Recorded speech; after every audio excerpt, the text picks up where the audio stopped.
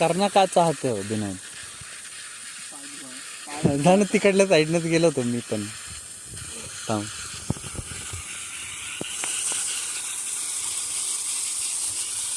पाय धुना चाहता हूं मैं.